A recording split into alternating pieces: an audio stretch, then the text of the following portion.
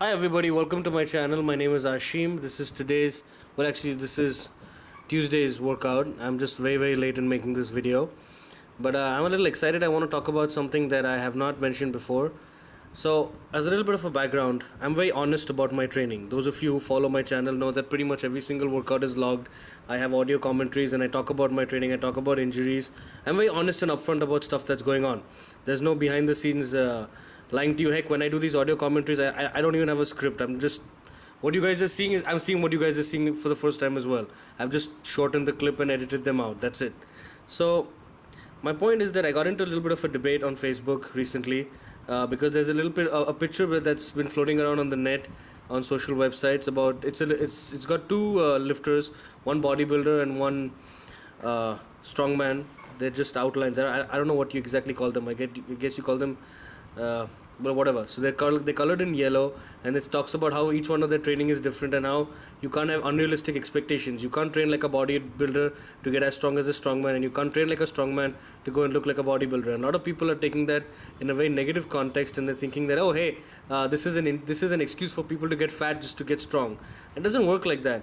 What I want to talk about is a very practical aspect of this, and I'm going to make it about me because I feel that that's honest, and that's I'm bringing you guys justice, because it's about me. So I won't tell you guys how to live your life or anything like that. It's just about what I do. So for those of you who follow my channel, you guys know that I'm deadlift obsessed. I care a lot about my deadlifts, and my training revolves around them. But I'm also doing stuff like what you guys are watching right now, arm work. I'm trying to grow my arms and make them bigger. And the reason why I can do both is because I'm not a power lifter. I'm not someone who's focusing on the squat, bench press and deadlift. I don't give a shit about squat or bench. I only care about the deadlift. So because of that, there's enough room for me to wiggle in other goals. So I could even throw in a third thing and I'd be fine. But I only want to get bigger and more muscular and look as strong as I feel, and in addition to that, get a big deadlift. So deadlifts come first, but you guys get my drift. So the reason why I have that leeway is because of my goals being very narrow.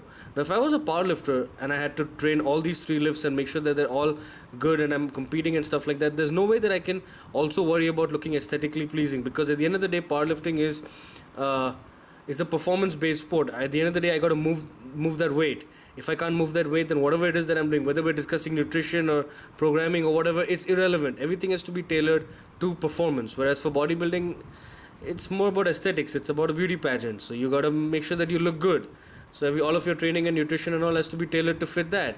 So you can't have there are exceptions. There are powerlifters like Dan Green who are ripped and in really good shape. I'm not going to talk about steroid usage and stuff like that. You got CrossFit and weightlifting guys like Kokolov, or I think that's his name, I'm pretty sure. So that Russian dude who's incredibly ripped, looks like a bodybuilder but is fucking strong, and is a CrossFitter and a weightlifter. So you got extremes like that. But I'm talking about for normal people. For normal people, you only have so many hours in the day and so many hours in a week for you to train and for you to dedicate yourself to whatever it is that what your goals are. So you can't have unrealistic expectations. My point is, I cannot be a bodybuilder like Kai Green just by doing these tricep extensions. But however, these tricep press downs are going to give me the best arms, or hopefully get me a good set of guns the way I want.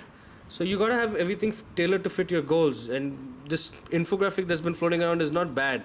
It's just an honest view of it. It's just to keep expectations in check. I can't do these front planks and expect to have washboard abs. That's not why I'm doing them. I'm doing them because they're gonna give me really strong abs and allow me to have that ability to brace my core so I can pull a big deadlift or do a heavy front squat. That's it. It's performance based. It's not gonna give me that six pack. I'm not under any illusion about that. And this is not an excuse to get fat. It's just, I'm calling it as it is. You can only devote and dedicate so much of your time over to a certain number of activities and a certain training parameters. You can't do everything. Others we'd all be fucking Superman. So yeah, I just wanted to share this in a bit of a rant. I apologize for that. So I hope you guys enjoyed this. Thank you very much.